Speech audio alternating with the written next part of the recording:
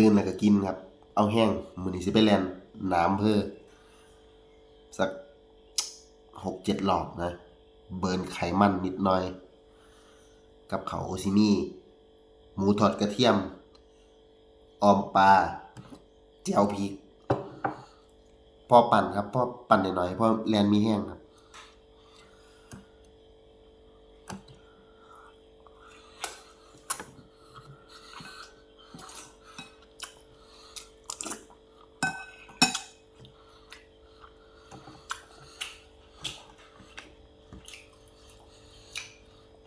มื้อนี้ฮ้อนแฮง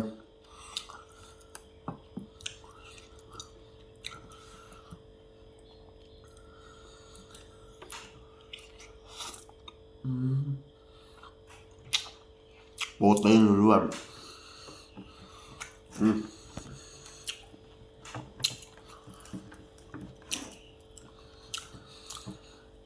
เดี๋ยวช่วงนี้แล่นก่อนครับแต่ว่าก็เวทอยู่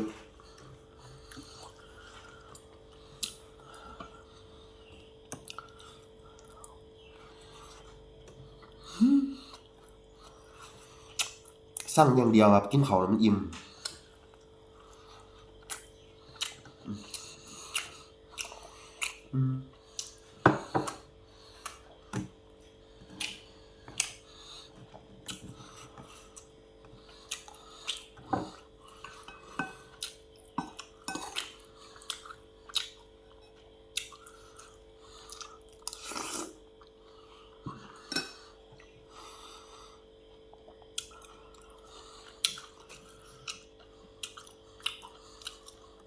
จะกินอย่างไรครับกิน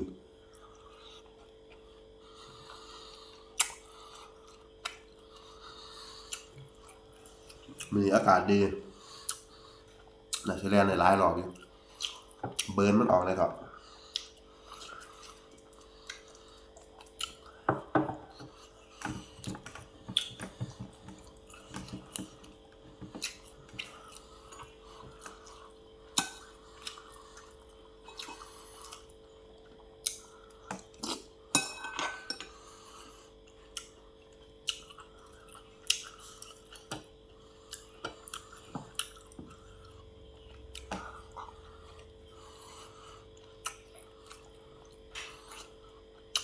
ผมกินข้าวบ่ค่อยได้หลายครับ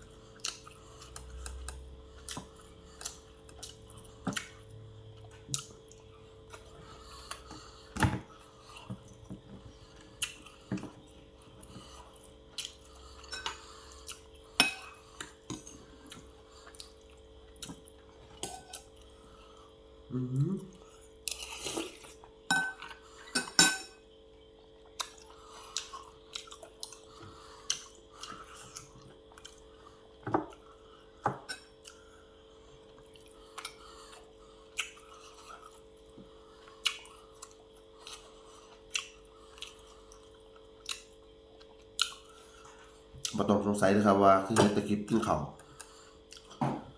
คันมีแรงแล้วผมก็มีเฮ็ดคลิปมีแรงเฮ็ดคลิปอื่นส่ำนั้นเองครับคือส่ำนั้น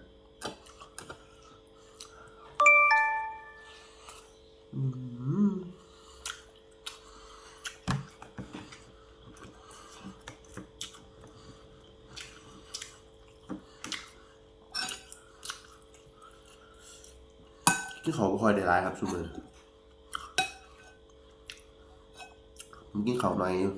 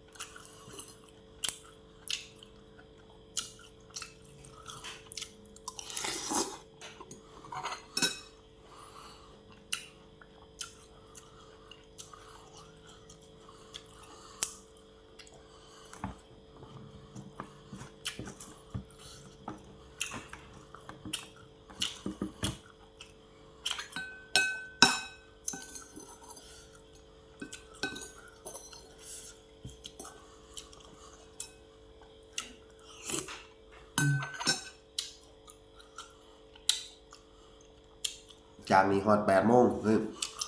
จากนี้ฮอด6 โมงกูสิย่อยนิดหน่อยไปแลนกินหลายหลอกกำลังกายยังดีกว่ากินแล้วบ่ออกนะครับ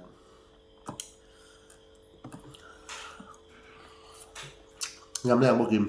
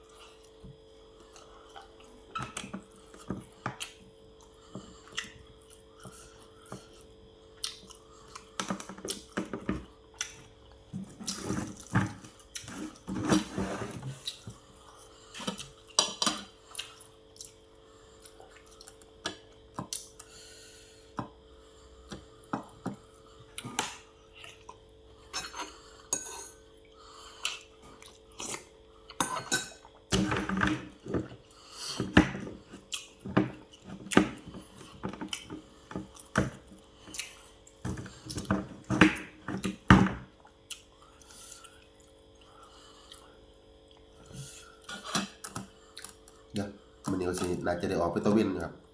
บรรยากาศดีแฮงไปตะแลนด์แบบรสทุกอย่างที่เขาบ่ค่อยได้หลายผมเป็นคนกินหน่อย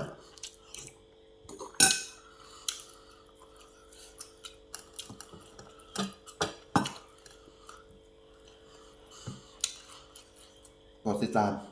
ตอนเย็นนะครับ Peace bro